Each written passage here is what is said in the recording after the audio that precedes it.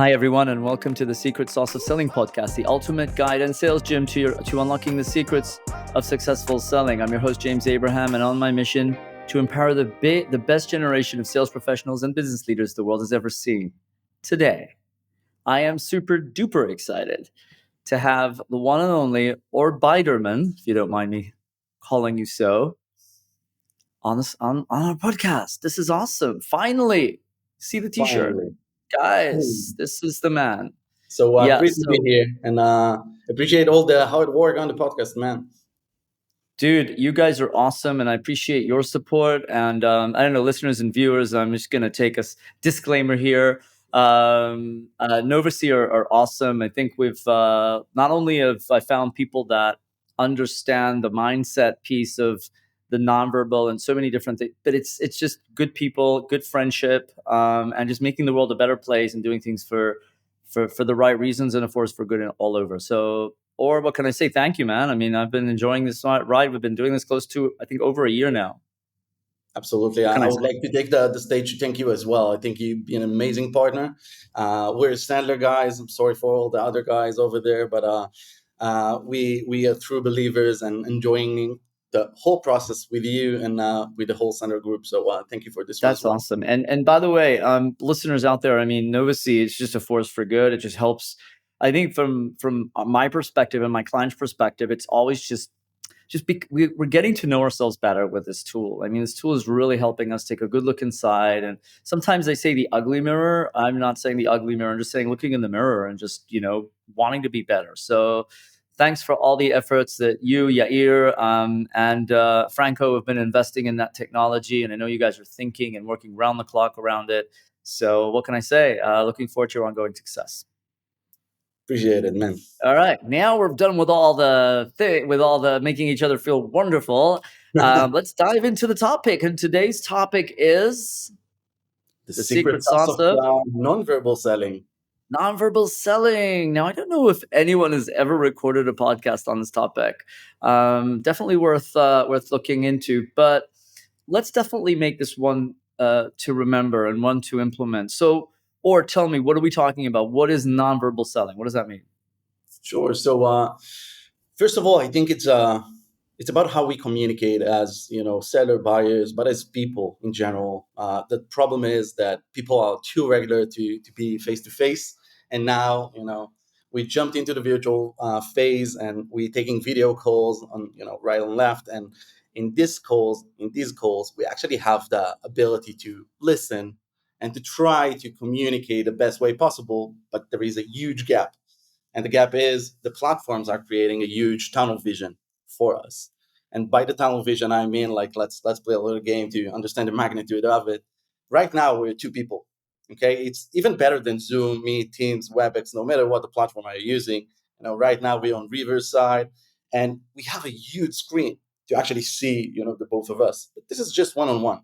Okay, now try to look at me, and without moving your eyes. Okay, just use your peripheral vision. Try to look at yourself. You can't see anything. And this is causing, just because this virtual space is causing this, tunnel vision. We have different backgrounds, different screens, we have borders, we have a lot of stuff that actually, preventing us from capturing it as we used to, around the round table. So this is the stuff that we actually here to give you, the ability to understand what is actually happening on a sales call. What are the stuff that you probably missed? What are the stuff that people are not sharing with you? It's the small gesture, the posture, the changes, actually the tone of voice, the stuff that actually create the whole communication aspects. So just to give you a number, and then we're gonna jump in the topic and gonna talk about a lot of very actionable stuff. So don't worry, guys. 93% of communication is nonverbal. Okay, just 7% of the stuff that we're trying to convey are the words themselves. Okay, 55% is body language, and 38% are the tone of voice. So this is the size of what we're trying to solve over here.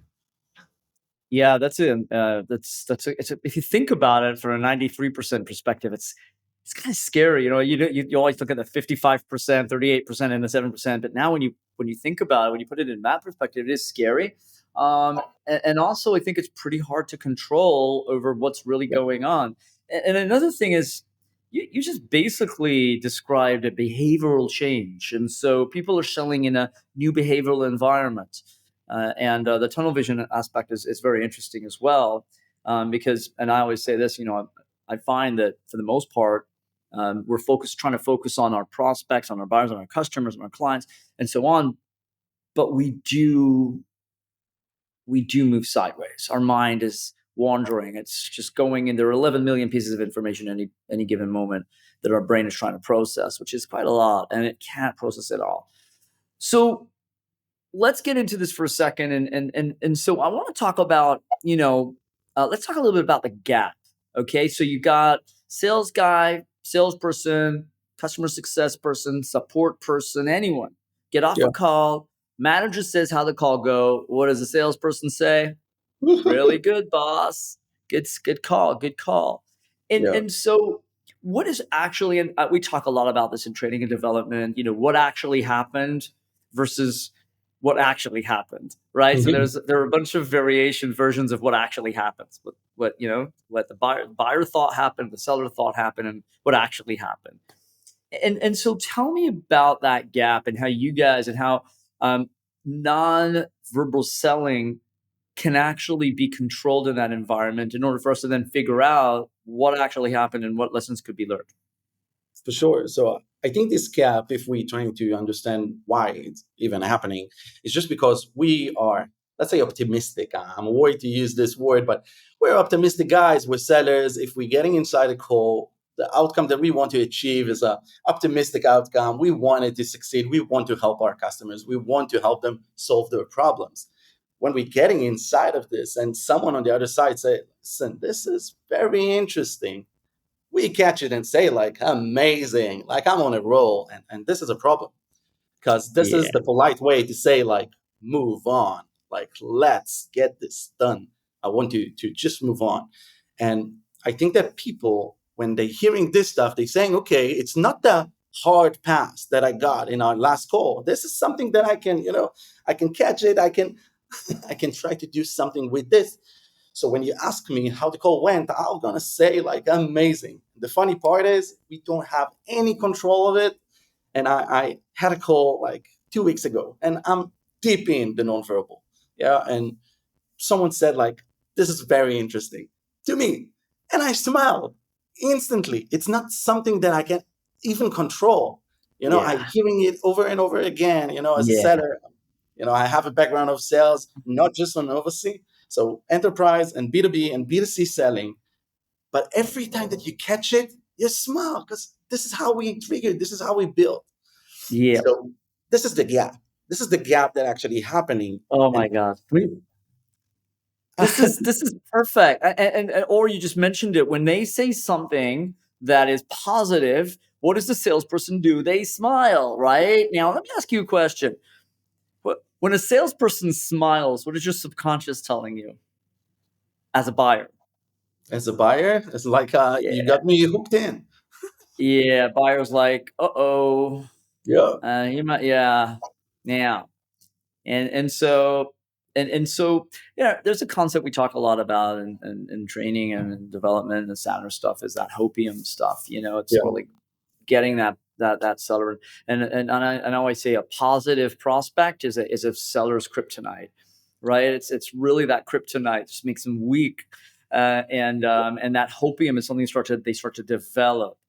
And so let's talk about nonverbal selling and how they can control it, because I mean, it's enough to reverse a prospect when they say they like it. I'll say, really, what do you like about it? But how does nonverbal actually come into play in controlling that scenario? Because it's one thing catching ourselves, but two is what should we be doing differently, and how can we utilize tools like Novacy, for example, in order to make sure that we're actually learning from our mistakes and getting better. absolutely. So let's divide it to some parts. I think that the first one is going to be, just be aware of yourself. People are just, so into understanding the other side that they are missing the entire part of how do people perceive myself.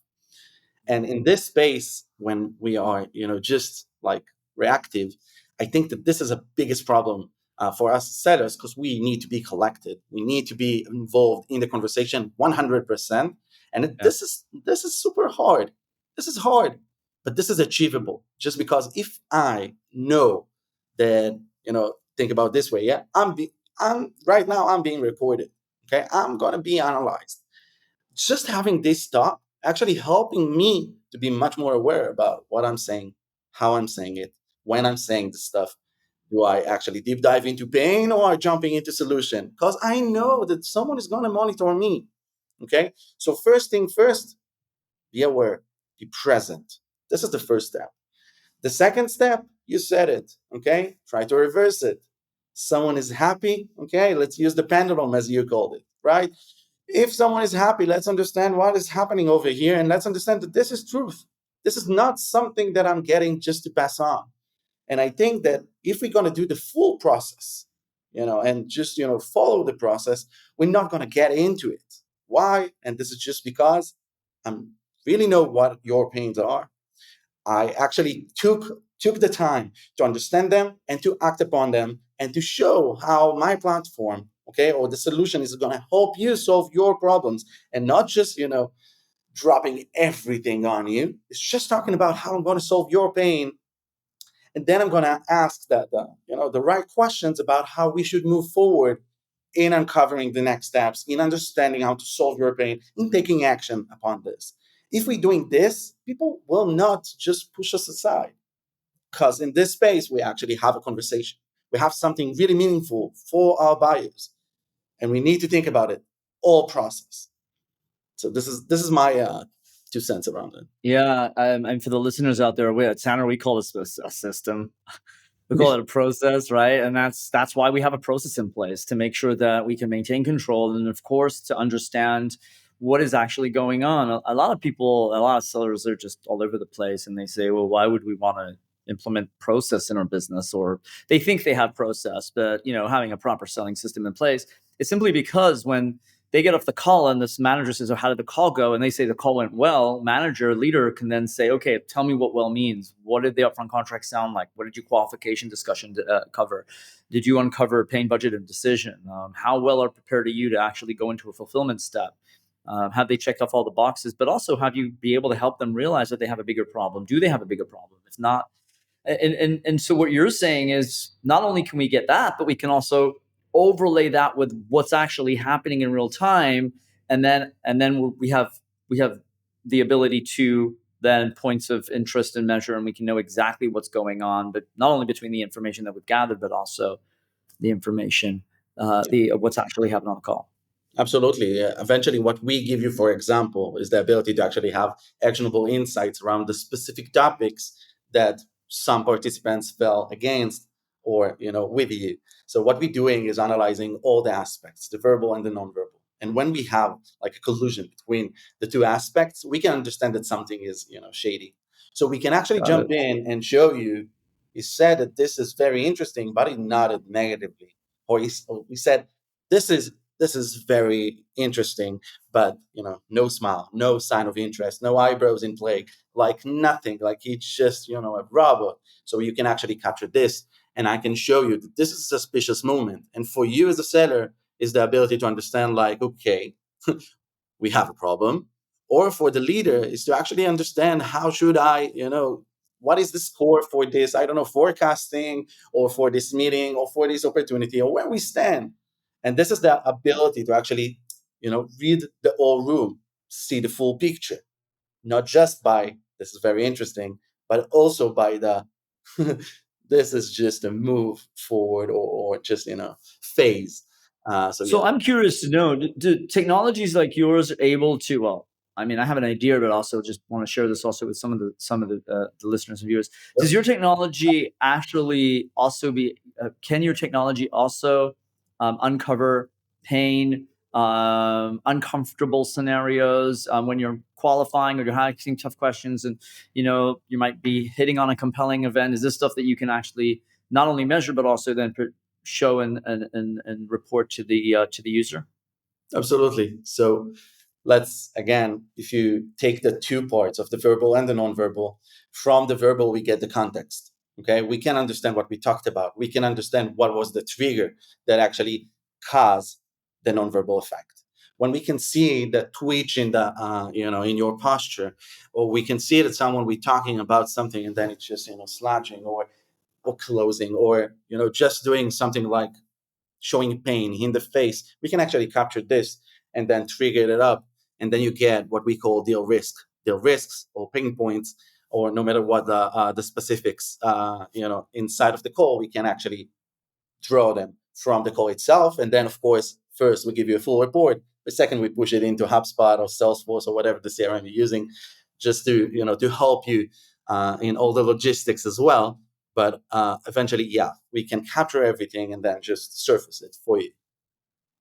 That's awesome. Love to take this from a to a leadership conversation now. I Sure. mean, and I love AI because it just helps me do so much, saves time and money and resources, and just really shortens cycles and all. Yeah. But I'd also like to talk about the ability of AI to give us I'd say, an objective view of what's actually going on. You've got the seller who said they've got a great call. You got the buyer who's thinking whatever they're thinking. But at the end of the day, the AI can capture all of this data and actually generate a report of what actually happened from the AI perspective. So basically, from an objective perspective, am I clear on this? Am I in No, the right place? absolutely. Absolutely. Yeah, and so that is tremendously powerful because a lot of leaders today they don't really know what's going on, and so how can they leverage this type of technology in order to I say align and deal with leadership for real? I think a lot of leaders struggle today to deal with leadership for real. First of all, we can talk about leadership and their issues, I and know, we can have like at least 100 episodes around this. But right? if we're trying to understand like what are the problems um, with using this kind of stuff, or just be better in what we do using AI, it's probably going to be we don't have any time. We don't have the time to actually make the real change, because we're dealing with 100 stuff, 100 balls in the air. And when we're trying to actually vote something, we're going to the stuff that are more, I'm sorry they're using this word, but comfortable for us. This is something that I know that I can change. So I'm approaching this, and I know that I need to cut 20% of my workforce. So I'm going to deal with this. But the problem is, we don't want to be reactive. We want to be proactive. We want to actually understand what are the stuff, what are the most meaningful pieces in our pipeline, in our workforce, no matter what, that actually can give us the right amount of focus to solve it as quickly as possible and to make the most impact on our Yeah, processes. So what we giving you, for example, is the ability to understand what calls actually went good or not. So at the beginning, if you have, I don't know, like a team of 10 people, I'm not going to exaggerate with huge teams, okay? You have 10 people. Every sales rep doing, let's say, okay, 3 calls a day. Easy, okay? They need to do more meetings, but 3 meetings a day. We're talking about 30 meetings a day. I'm talking with VP sales, CROs, directors, and I'm asking them, how many calls do you actually watch a week? And I'm getting the numbers between 0 to 4. And this is a horrible number, just because it's a game of luck. If I capture something interesting, I'm going to approach it. What we give you in Novus is the ability to understand what are the specific calls that you need to get inside and why. It's not about you watching a full call in a 1.5x speed or 2x speed to actually capture everything and spending like an hour of your time to understand what happened in a call. I actually give you the ability to understand, like, okay, this is the coaching parts that you actually need to improve in the seller. We can capture that. Or, for example, when you're talking about pain, is not doing the full funnel, is not getting into details, is not going for commitment. A lot of stuff that if we find it repeatable, we can actually fix it real quick.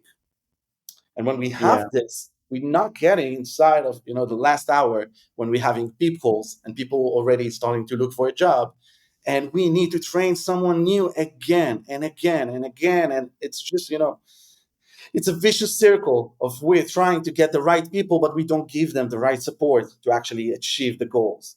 So yeah, so this is AI. AI is the ability to do everything in scale. And when we can crunch all the information for you and give it to you, and then you can act upon it as you may like, right? Because this is still your job. You need to make the tough decision. So if you want to train someone or to replace you have the option, but at least have the knowledge to understand what you need to do. So this is how we can actually capture everything, help you with AI to make better decisions, and just be a better leader. Yeah, it's like Simon Sinek says, you got to discover the why behind everything. Yeah, start with And if we're why. going to do something, why are we going to do it? Or if we did something, why did we do it? Right? Or Absolutely. why are we doing things? And that was a really good example. So if you're going to fire someone, you want to know why. If you're going to keep someone, you want to know why. If you're going to make someone stronger, you want to know why. If you want to, if you want to build up on strengths or weaknesses, you want to know why. But you know what? I'm really honest here. It just shows you how the rational brain works so slowly. I'm still thinking about the 93% piece we talked about at the beginning. That was like 20 minutes ago. Okay. And as sellers, if we're not masters of that 93%, for some reason, we're masters of the 7%. Yeah. Go figure. But if we can't be masters of the 93%, we should go and look for another job. You know what? That's not fair. I'm going to take that back. We should go and look for another career. I'm getting what you're saying. Let's try to get it one step down for a second. Before everyone is looking for a new career, first of all, again, be aware. If you understand that you suck at it and you need to improve it, you have the tools. You have the tools to understand. Let me just in 2 minutes tell you a story about something that happened to me, and I don't know anyone in the business that is better than I am in this stuff, just because this is what I'm doing. Okay, this is something that I'm devoting my entire life to. So I had a call with a VC, a venture capital in New York. Okay. And in this conversation, it was like amazing vibes. It was like 5 people conversation, the three of us, the founders, and 2 on the other side of the VC. Okay. It was the general partner and his associate. Okay. And in that call, they are the sellers. They talked for 12%, okay, the general partner, and the 7%, the associate. Okay. They kept the golden ratio. So when they having the conversation with us, they asked me a very like triggered question. Okay, something they really want to deep dive in. Okay, okay, let me just put everything on the table. They asked me who's going to lead the sales. Okay, and I told them immediately, it's going to be me. I already talked with my wife. We're going to do a relocation into Miami. It's going to be amazing. I having the experience in sales. I probably know the platform the best.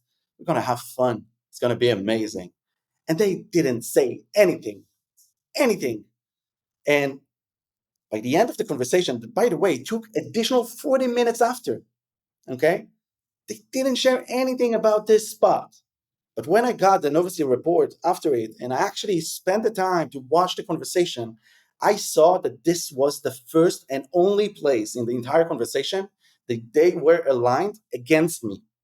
What does it mean? Actually, you can see their facial expression, the body language, posture, everything is shouting that they have something against what I just said. Okay. So, what I need to do with this, okay, I can take it and you say, like, I didn't master it. But I'm saying, take this place and make something out of it. So I pick up the phone and I'm calling the general partner and I'm saying, listen, man, thank you for a wonderful conversation. If you don't mind, I would love to ask you a question. And he said, go for it. When I talked about my potential move to the US to lead the sales team, you and let's call it your associate moved in your chairs. Would you like to elaborate? And I did a full pain funnel on it. Okay. And they said, like, listen, great catch. We believe in boots on the ground. Okay. We believe that you need to have the VP inside of in the US, that someone that actually, learned in the right university, played football, speaking the language, and actually did it before. Inside of the US, they already have the connection. Why? You need to take your whole life to the US to start something from scratch if someone already did it before. And I said, can I share my biggest fear? Not the sender stuff. He said, yeah, go for it. We still don't have any, built and firm ICP, ideal customer profile. We don't have the right collateral to actually help a sales leader to understand how they close deals in the best way possible. We were like a pre-seed company. And I really don't believe that someone remote, especially a sales guy in the US, will do all of this in amazing way without me giving them the tools. So I believe that we need to build this stuff first, and then we can actually move forward. What do you think about it? And then we had a beautiful conversation around it. And the next step from this phone call, was that he's going to take a flight into Israel. We sat in Jaffa, in the Satai, and these are our biggest investors today. Now, this is the power of nonverbal communication. It's the power to identify stuff that you missed during the call. It's the power to focus on the right stuff that actually matter and understand if I need to take action upon it. I now understand on what. I now understand what people are feeling across each topic that I'm talking about. And then if it's relevant, I should approach it. I should touch this. So there are a few things I gotta say here. I mean, first of all, that's an awesome story, and it's a kind of failure that kind of turned around. But you were willing and able to take action. You were willing and able to be vulnerable. You were gutsy. You knew that you could lose it. And that's another thing. It's not only getting this information; it's what are we going to do with it? Are we going to act on it? And I think that's really about. We talk a lot about at the beginning. I always open with, the finest generation of sales professionals world's ever seen. And what does that really mean? Does it mean people that are really kind of critical and they're pushy? No, it's about being authentic. It's about being human and being connected to their humanity. And that's exactly what they're saying. James, I saw my humanity flip on the tool, and I knew that I had to take action. It would be unethical not to. By the way, you should have reversed on that. But I mean, when they said, when are you going to, who's going to do it? He says, good question. Why do you ask? But fair. Another thing that I want to ask you here is that call. I just want to use this for a second, a debrief, if you don't mind. You said that they were the sellers, you were the buyer. Sounds like on that call, then it kind of flipped, didn't it? Where they became the buyer and you became the seller. Is that a fair statement? Would you mind if I? No, absolutely. I think that in every conversation, what we would love to have is to be equal. We're talking about it a lot. And Yep. and when we're having these conversations, people are asking questions. Of course, VCs is a very straightforward conversation. They have specific like tabs that they need to It's a fill. very adult Yeah, conversation. Yes. absolutely. And in this conversation, it was like I think our third call already. Like I Got had it. two calls with the VC, and now is the first time that they're meeting the whole group. So when we're having this call, it's just tick the box, tick the Yep. box, tick the box. Very Be very careful with the boxes. absolutely. Yeah. And when I actually captured this stuff, I reversed to it. I actually came back to this point and had the conversation. And now I'm proactive. Now I'm capturing him and the stuff, that I really need to talk about. And I'm aware of the subject that we need to talk about. Yeah, I don't know if there are who's listening. I mean, if you're a leader right now and you're listening to this, I mean, no, if you ever heard of a postmortem. We do them a lot at Center when we debrief. I do it with my clients, and I think what we're really talking about here is postmortem on our behaviors on that call, on the Mhm. nonverbal stuff that we're doing. It's not what we say; it's how we say it. And how I think another thing is and again, this is something that I advocate, I train, I teach, I coach, I talk about, and a lot of people don't like to talk about it. It's emotion. Whoever is more emotionally attached at that is less in control, and it's really about us understanding that emotional piece. And I think we can just do a whole episode on emotion as well, or because I think that's what really drives that nonverbal. So that's the engine, the fuel. We talk about throwing gasoline on a fire. That's the gasoline of the fire, isn't it? It's that emotion, and how do we control it? And utilizing nonverbal selling, and I'd say controlling nonverbal selling and using it for good, is what will help us actually maintain a low flame, right? Because that's what we want. We don't want a high flame when we're selling. We Yeah. want a low flame. Don't want to Yeah. burn anything. Don't want to burn anything. Excellent. Okay. Wow. Oh my goodness. We're covering so much today. We can just go on and on. Yep. Or I got to ask you this. What is your secret sauce for selling? Yeah. So my secret sauce of selling, I think we discussed most of it on this call, but I think I have this one liner going with me. Nobody will ever buy from you just because they understand you. People will buy from you because you understand them.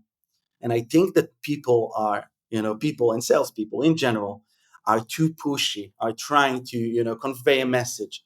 Let me show you how we did it with your competitors. Let me show you how I can solve blah, blah, blah, blah, blah, blah. And they're shooting all over the place and they're not trying to figure out what do my customer, actually care about. And if we have a decent conversation with our customers and actually have, full pain discovery and actually deep dive inside of the specific spots, then ask direct questions. Did you ever try to solve this stuff? No. Okay, it's a huge red flag, and I don't want to solve something you never tried to solve. So we want to actually have the right conversation to actually extract as many information as we can to act upon it. And then I think the other way around it is actually to say, we're trying to disqualify, not qualify.